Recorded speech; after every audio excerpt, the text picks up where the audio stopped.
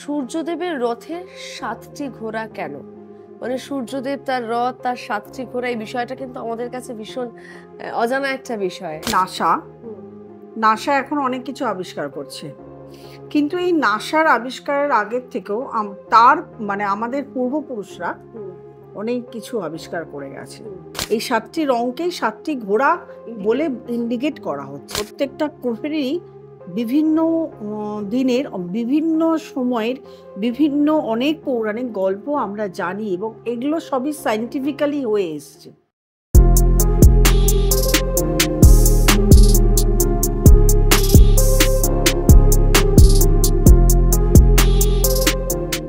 আমাদের জীবনে প্রচুর কৌতূহল, প্রচুর, এবং তার মধ্যে সব থেকে বেশি কৌতূহল হচ্ছে অ্যাস্ট্রোলজি নিয়ে, এবং তার উত্তর আমরা খুঁজে বেড়াই কিভাবে জানতে পারবো। কারণ তার সঙ্গে কখনো কখনো বিজ্ঞান জড়িয়ে, কখনো কখনো পৌরাণিক ঘটনা জড়িয়ে। সুতরাং এই সমস্তটা জানতে হলে আমাদের রাশি রহস্যতে চোখ রাখতে হবে, যেখানে কিন্তু আপনাদের সামনে উঠে আসবে নানান অজানা তথ্য। আপনাদের অ্যাস্ট্রোলজি সংক্রান্ত মনের যে কোনো প্রশ্নের উত্তর মিলবে একমাত্র রাশি রহস্যতে। আমাদের সঙ্গে রয়েছেন আমাদের সকলের ভীষণ প্রিয় দিদি জ্যোতির্ময়ী দেবশ্রী। নমস্কার দিদি। নমস্কার। আর দিদি যখন রয়েছেন আমাদের সঙ্গে, দিদি আমরা যদি আমাদের প্রত্যেকটা দিনের মানে জীবনযাত্রার প্রতিটা দিনের দিকে যদি আমরা আলোকপাত করি, তাহলে আমাদের প্রতিটা দিন শুরু হচ্ছে সূর্যকে দিয়ে। পূব আকাশে সূর্যোদয় এবং সূর্যাস্ত, একদমই তাই। তো এই যে দিনের শুরু, যে সূর্যদেবকে নিয়েও কিন্তু নানান কথা প্রচলিত আছে। তো সবার প্রথম যেটা জানতে চাইবো যে সূর্যদেবের রথে ৭টি ঘোড়া কেন?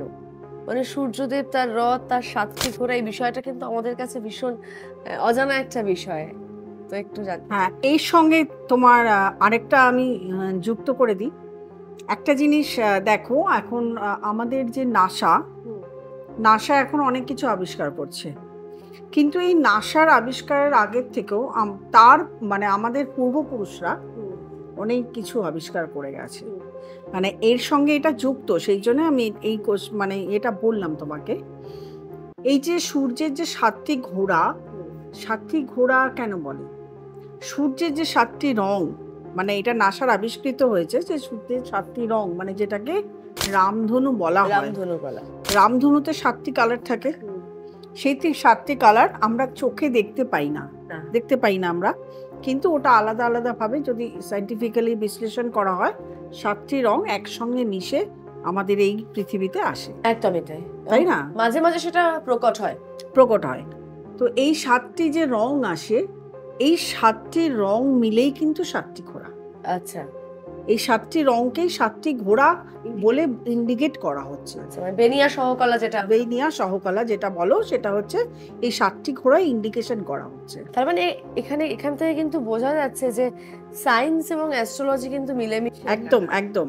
তার সঙ্গে আরেকটা জিনিস দেখো, পূর্বপুরুষ আমাদের বলে গেছিলেন যে 9টি গ্রহ, প্লুটো সহ 9টি গ্রহ।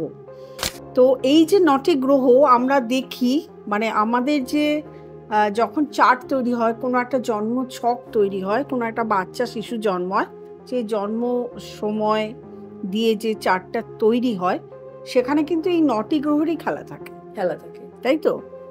আমরা আমাদের বাড়িতে ধরো আমরা কোনো গৃহপ্রবেশ করতে যাচ্ছি, কোনো একটা পুজো, আচ্ছা, সেখানে কিন্তু এই নবগ্রহেরই পুজো হচ্ছে। একদমই তাই।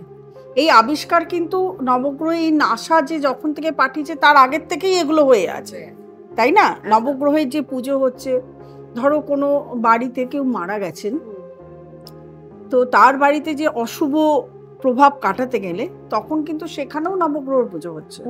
একদম, একেবারে। তারপরে ধরো কোনো গ্রহের কোনো শান্তির পুজো হয়, সেখানেও কিন্তু নবগ্রহেরই পুজো হয়। যে কোনো কাজে, কোনো বাড়িতে যদি একদম নেগেটিভিটি হয়ে যায়, কোনো বাড়ির অশুভ প্রভাব দূর করতে গেলেও আমরা নবগ্রহের পুজো করি। তাহলে এই যে নবগ্রহের পুজো, একদম সেই আমাদের জন্ম, আমার মা বাবার জন্ম, তাদের মা বাবার জন্ম, এগুলো কিন্তু পূর্বপুরুষ ধরে চলে আসছে। তো এই নবগ্রহ কোথা থেকে এলো? এটা কি নাসার আবিষ্কারের পরে এসছে? তা তো নয়। এগুলো একদম পূর্ব পরিকল্পিত, মানে তখনকার দিনের যারা ছিলেন, জ্যোতির্বিদরা যারা ছিলেন, তারা এগুলো আবিষ্কার করে রেখে গেছেন। তার সঙ্গে আরেকটা জিনিস দেখো, এই যে গ্যালিলিও আবিষ্কার করেছিলেন যে সূর্য ফিক্সড আর পৃথিবী চারিদিকে ঘুরছে। এতে কি হয়েছে, অনেক সময় দেখা গেছে যে তখন অ্যান্টি ক্রাইস্ট বলে অনেক যারা এইসব মানে গ্যালিলিওর বিরোধিতা করেছিল তাদেরকে অ্যান্টি ক্রাইস্ট বলা হয়েছে, অনেককে মৃত্যুদণ্ড দেওয়া হয়েছে, অনেককে জেলে গৃহবন্দী করা হয়েছে, জেলে ভরে দেওয়া হয়েছে। কিন্তু সেই আবিষ্কারিত হয়েছে তখন থেকেই আমাদের দেশে যে সমস্ত বিশ্ববিদ্যালয়গুলো ছিল তখন সেখানে ভূগোল পড়ানো হতো, জিওগ্রাফি, ভূগোল। ভূগোল মানে কি, পৃথিবী গোল, তাই তো, ভূ অর্থাৎ পৃথিবী গোল। তার মানে এই যে আবিষ্কার ভারতবর্ষে যেগুলো হয়ে এসেছিল, ভারতবর্ষের আমাদের যারা পূর্বপুরুষগুলো যারা ছিলেন তারা এই আবিষ্কারগুলো করে রেখে গেছেন। একদম। তো শুধু সূর্য কেন, প্রত্যেকটা গ্রহেরই বিভিন্ন দিনের বিভিন্ন সময়ের বিভিন্ন অনেক পৌরাণিক গল্প আমরা জানি এবং এগুলো সবই সায়েন্টিফিক্যালি হয়ে এসছে। সেগুলো পরপর আরো বলতে থাকবো, তোমার সঙ্গে তো আছি, একদম একেবারে তোমাকে সব বলতে থাকবো পরপর, তুমিও আমি গল্প চলে শুনতে থাকবে এবং দর্শকদের যে কোশ্চেন সেগুলোর উত্তরও আমরা দিতে থাকবো। একেবারেই তাই।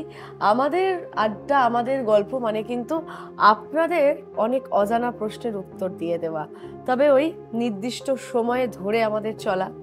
আজকের মতো আবারও এখানে থামতে হচ্ছে, কিন্তু আমি জানি কমেন্ট বক্সে আপনাদের প্রচুর প্রশ্ন জমা পড়েছে। আমরা অল্প অল্প করে প্রশ্ন উত্তর নিয়ে ফিরে আসবো পডকাস্ট চ্যানেলে। প্রত্যেকে খুব ভালো থাকবেন। নমস্কার।